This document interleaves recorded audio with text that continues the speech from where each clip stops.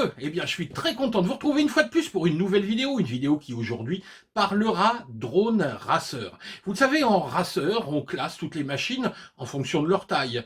Je vous ai présenté des 3 pouces, des 4 pouces. Aujourd'hui, on va présenter un nouveau 5 pouces. Alors les 5 pouces, évidemment, j'en présente pas souvent parce que c'est quand même un budget. Le budget est 5 pouces. Les derniers en date que je vous ai proposés, c'était tout d'abord le LAL 5 il y a 4 ou 5 mois, le FT5 cet été, et juste avant l'automne, je vous avais présenté le Nazgul 5 V2. Alors ensuite, je me suis dit, mais qu'est-ce que je pourrais bien présenter comme 5 pouces et quel sera le 5 pouces qui me servira cet été comme machine principale? Alors j'ai écouté un petit peu ce qu'on disait autour de moi et systématiquement revenait un nom. C'était le nom du Sector 5 V3. Tout le monde criait au succès, criait au génie avec ce Sector 5 V3. Alors je me suis dit, eh ben on va essayer, et si tout va bien, ce sera mon drone principal pour cet été. Et ben le voilà, HGLRC Sector 5 V3, la marque, c'est vraiment une marque sympa, HGLRC qui fait de très bons produits. Ici, on est sur une machine qui en plus se voit ajouter un GPS. Moi, je l'ai choisi en version Crossfire, ce qui va me permettre de faire du mid-range ou de l'utiliser normalement sans plus m'inquiéter des fail-safe. Alors, on va découvrir ensemble cette machine. On va commencer par aller faire le déballage, aller voir ce qu'il y a dans la boîte. Ensuite, un petit tour des données techniques. Et surtout, on ira ensuite la faire voler. Allez, c'est parti. Bonne vidéo. Eh bien voilà notre paquet qui vient tout juste d'arriver. Alors attention, quand je dis tout juste, il est encore froid. Je viens d'aller le chercher dans la boîte aux lettres. Donc vous allez l'ouvrir en direct avec moi. Voyons un petit peu. Alors, on va regarder là-dedans. Hop. Vous voyez, j'attends pas parce que là, je suis vraiment pressé.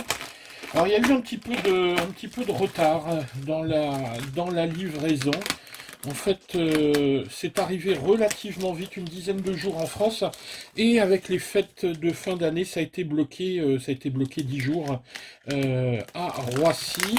Donc, ça a été débloqué de Roissy hier. Et donc le temps d'arriver, donc je pense qu'ils ont pris un petit peu leur temps avec les fêtes de Noël. Voilà la jolie boîte HGLRC. Là, elle est vraiment dans un état impeccable. Alors, comme toujours, on fait attention à bien garder le SKU, c'est-à-dire cette petite étiquette qu'on trouve malheureusement souvent sur le film plastique et qu'on a tendance à balancer.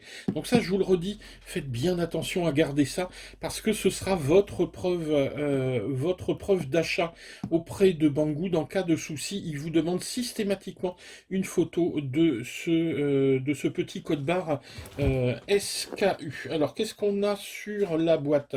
Tiens, Made in China. Voilà les caractéristiques. Donc on a ici le HGLRC Sector 5 V3 BNF avec la Cadix Ratel. Et moi donc j'ai choisi ici la version avec le Crossfire Nano. Allez, bon, la boîte c'est bien. Le contenu c'est mieux. On va regarder ce qu'il y a là-dedans. Hop. Hop, on balance ça par terre. Alors, voyons.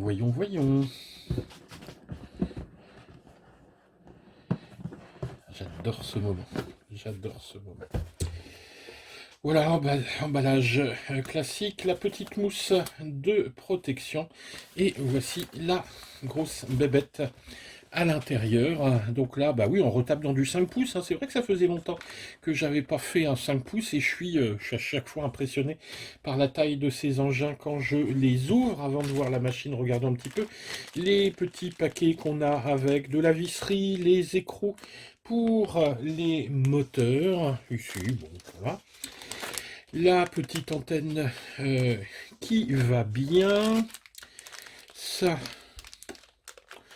ça, je ne sais pas ce que c'est, on verra ça plus tard. Bon allez, on sort l'appareil. Vous voyez, il est vraiment bien protégé. Il n'y a aucun souci pour le transport. Voilà, hein, une grosse bête. Donc on a bien la Cadix Ratel. Bon, on regardera un petit peu hein, toutes les caractéristiques techniques dans la seconde partie, donc dans la revue technique. Donc j'ai bien pris ça avec, alors je sais pas si on arrive à le voir avec un anneau RX Crossfire. Ici les antidérapants sont déjà installés.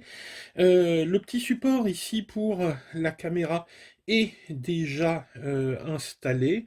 Ça c'est bien, donc le petit marquage sector, ça c'est la classe, waouh, la visserie tout en or, c'est super bling bling, les impressions 3D, tout est logoté, il y a une place de fou là-dedans si vous voulez passer en système DJI, waouh, waouh, waouh, hein, là ça respire le haut de gamme, et on va terminer un petit peu la découverte du contenu. Hop, on va mettre ça comme ça. Qu'est-ce qu'on a là-dedans? Ah, sympa ça. Alors par contre, c'est étonnant, ils les ont pas installé les petites rampes LED qui seront à installer. Bon, on mettra ça, d'autant que moi j'aime bien quand il y a des petites lampes. Deux jeux d'hélices, hein, des ETX ici, donc un jeu à monter et un jeu de rechange. Et là, une, deux, trois, quatre sangles, deux petites, de moyennes et de grandes, sans doute pour la batterie et pour la caméra. Donc vous voyez, là chez HLRC, ils n'ont pas fait les rats, ils n'ont pas ergoté sur les accessoires. Donc voilà, ça fait bien plaisir hein, quand on ouvre ça. Moi j'aime bien ce genre de paquet où on a plein de choses et où on a vraiment l'impression que qu'ils sont pas foutus du monde. Donc la première impression est bonne. Alors ce que je vais faire maintenant, c'est mettre tout ça en ordre de vol et puis on se retrouve pour la revue technique de ce HGLRC Sector 5 version 3 avec son GPS et son Crossfire Nano RX. Allez, on va regarder ça. Et bien voilà, bah, il n'a pas fallu, bien longtemps pour mettre ce HLRC Sector 5 V3 en état de vol. Il a fallu, allez, on va dire, un petit quart d'heure parce que il y a un tout petit peu de montage à faire. Vous allez le voir sur les LED, parce qu'il faut les brancher, les scotcher. Sinon, qu'est-ce qu'on a à faire là-dedans? Le paramétrer vite fait sous Betaflight, mais vous allez voir, il n'y a presque rien à faire. Vous mettez vos modes de vol, vous mettez vos rates, et c'est tout. Il y a une sangle à mettre. Et puis les hélices. Hein. Oui, au passage d'ailleurs, parce que parfois on me fait la remarque que je fais des présentations avec les hélices mises et parfois je branche. Faites attention quand vous bricolez sur vos appareils. Moi, regardez, je ne serre jamais mes hélices. Mes hélices ne sont serrées qu'avant vol. Et ensuite, j'ai tendance à les desserrer. Comme ça, comme j'ai beaucoup d'appareils, les hélices, j'évite de les chercher à droite, à gauche. J'ai toujours mes hélices sur l'appareil, mais vous voyez, je les desserre un petit peu. Comme ça, si je branche et qu'il y a le moindre souci, je ne risque pas de blessure. Donc je vous encourage soit à retirer vos hélices quand vous bricolez sur vos appareils, soit comme moi à les desserrer. Alors, voyons un petit peu ce petit engin, ce bel engin, c'est un 5 pouces, donc 5 pouces c'est mensuration, il fait ici, alors que je ne dise pas de bêtises, dans ce sens-là, il fait à peu près 17 cm, 13 comme ça, donc 17 sur 13, avec un anthrax ici qui est de 218 mm. On a une bête qui n'est pas trop lourde, mais enfin, qui commence déjà à peser son poids. Donc, ici 463 grammes sans la batterie. Donc voilà, hein, donc c'est un poids honorable pour ce 5 pouces. Alors, tout d'abord, la première chose sur laquelle on va s'arrêter, c'est bien évidemment la frame. Ça, c'est un des gros points forts de ce Sector 5. C'est que cette frame eh ben, il y a de la place dedans. Ce qui fait que quand vous l'achetez en BNF comme ça, bon, qu'il y ait de la place ou pas, vous en foutez un petit peu, mais ensuite vous aurez peut-être envie de faire évoluer votre appareil. Et va savoir si un jour vous gagnez au loto, vous achetez des lunettes HD DJI, plus le système Vista qui va bien avec, et vous allez vouloir rentrer évidemment ici un Vista. Eh ben il y a la place, il y a la place, il est Vista ready cet appareil. Donc bon, cette frame, elle est intéressante bon, pour plusieurs points. Tout d'abord, ses bras, évidemment, hein, donc on a du 5 mm ici, classique, pris en sandwich sur deux plates ici. Alors, et c'est ce qui est intéressant dans la conception de cette frame, c'est que habituellement on a juste une plate qui fait ça, qui vient servir de sandwich. Et là, regardez, la plate en dessous va jusqu'au bout. Et donc on a un sandwich pris sur une plate ici et sur une autre plate qui est ici. Donc on a une espèce de quinconce qui est fait, ce qui fait que, regardez, on va avoir une place différente pour la partie caméra et pour la partie VTX à l'arrière qui sera un petit peu plus petite. Donc ici on dispose d'énormément de place. Ici, on a encore de la place, hein. Mais c'est donc un petit peu plus petit, ce qui fait que vous allez pouvoir charger l'avant. Il n'y a pas de, il y a pas de, il y a pas de souci. Donc, bon, voilà pour la frame. C'était surtout système en sandwich qui fait que, bah, évidemment, comme toujours, les bras sont très faciles à changer. Et bien sûr, chez HLRC, tout est dispo, toutes les pièces sur la frame du Sector sont dispo, euh, toutes les autres pièces également sur cet appareil. Ensuite, passons aux moteurs. Alors les moteurs, pour essayer de faire le point, voilà. Donc sont des 2306.5. Pourquoi .5, j'en sais rien. C'est du 1900 kV, 1900 évidemment parce que ici on est sur le modèle en 6S. On peut évidemment, si on veut, l'utiliser en 4S, si on veut faire du cruising, mais il est conçu en freestyle pour être utilisé en 6S. C'est pour ça qu'on a un KV ici qui est un peu plus faible que d'habitude. Si vous volez en 4S, vous avez plutôt des KV entre 2002 et 2005, hein, peut-être même plus si vous aimez quand ça win.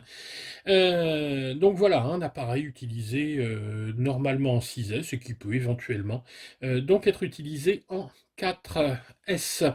Les hélices ici sont des HQ Prop ETIX, ETIX S5, c'est des hélices en 5 pouces, mais regardez, il y a un petit peu de place. On a un petit peu de place, ce qui fait qu'on peut pousser jusqu'à du 5 pouces et demi au niveau des hélices. Donc on a une grande liberté de choix d'hélices sur ce secteur 5. Ensuite, passons à la carte de vol. C'est la Zeus F722, utilisable pareil en 3 à 6S. Bon, là, je rentre pas dans les détails, vous irez voir les données techniques sur cette Zeus. Alors, il y a un petit truc qui m'a amusé, c'est, je dis, oh bah tiens, c'est bizarre, il y a pas de condo, donc j'étais voir sur la notice. Et ben oui, mais le condo, regardez. Le condo, est-ce qu'on va réussir à le voir? Hop, il est là, il est dans le petit trou. Ce qui fait il est bien refroidi, on ne le voit pas. Usage du disque, bon voilà, c'est pour le look. Bon, si ça peut faire plaisir. Les ESC, maintenant, en dessous. Alors des ESC, moi ce que j'aime beaucoup sur ces ESC, observez ça, c'est la qualité ici des soudures. Bon, c'est de la soudure automatique, mais moi j'aimerais bien savoir souder comme ça. Elles sont magnifiques, ces soudures. Ce qui fait que ça ne baille pas sur les côtés, il n'y a pas de risque d'accrocher quoi que ce soit ici. On est vraiment en sécurité, les fils repassent vers l'intérieur. On a l'impression que c'est un build maison. Parce qu'habituellement, on a souvent les fils des ESC qui sortent par l'extérieur. Là, ça passe bien à l'intérieur.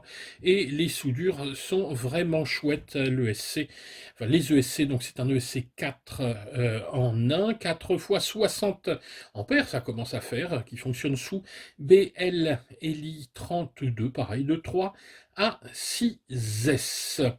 Qu'est-ce qu'on va regarder? Ah bah, les protections, alors ça c'est intéressant, regardez, cet appareil, il est plein d'impressions TPU. Alors, tout d'abord des protections de bras qui servent également de petits pads d'atterrissage. On a à l'arrière tous les supports de puces GPS, support d'antenne VTX, support d'antenne ici si vous avez un XM+, ou un RXSR.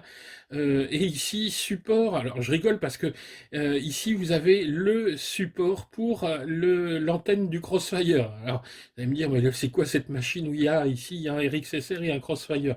Non, non, c'est juste que j'ai laissé ça, je trouvais que c'était joli, que ça faisait petite antenne de coccinelle. Moi, bon, j'ai laissé ça. L'antenne est ici. Évidemment, ça c'est censé être retiré si vous n'avez pas de, si vous êtes en Crossfire.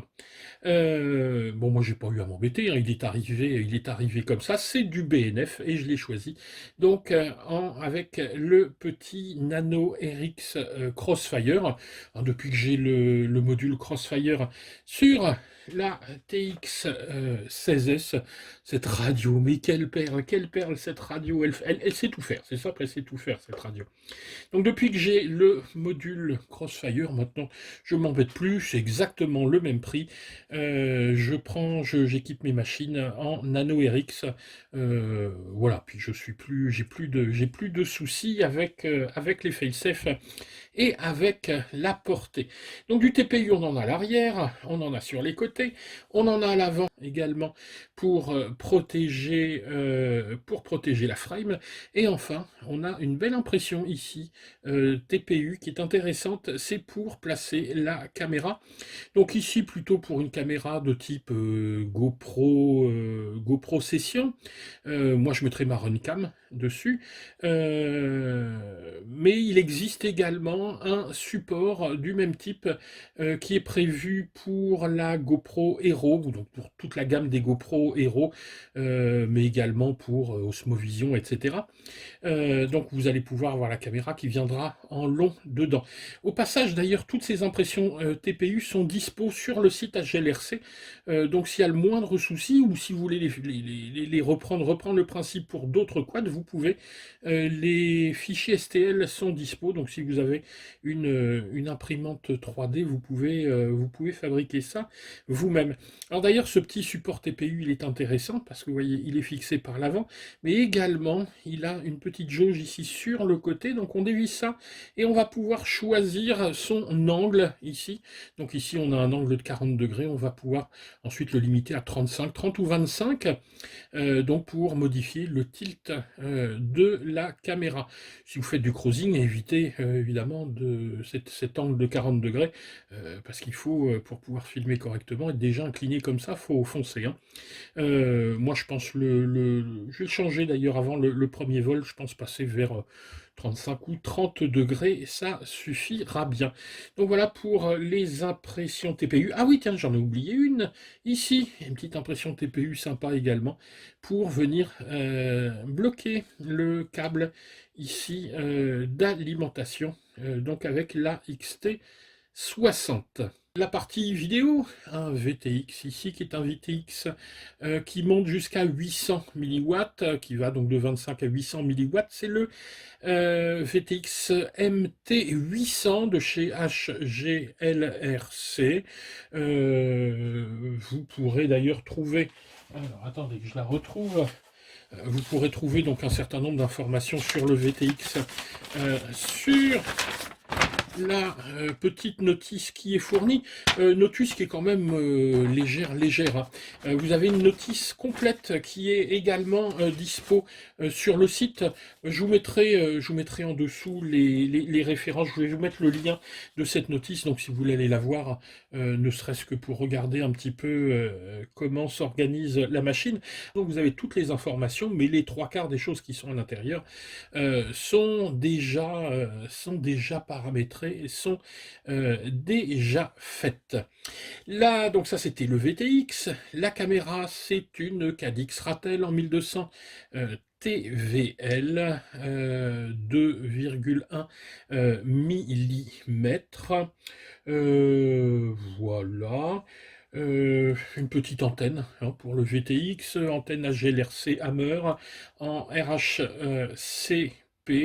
Donc ici c'est du SMA et on a ici une prise MMCX à l'intérieur. Bon, mais de toute façon, toutes ces données techniques, vous les retrouvez dans la notice.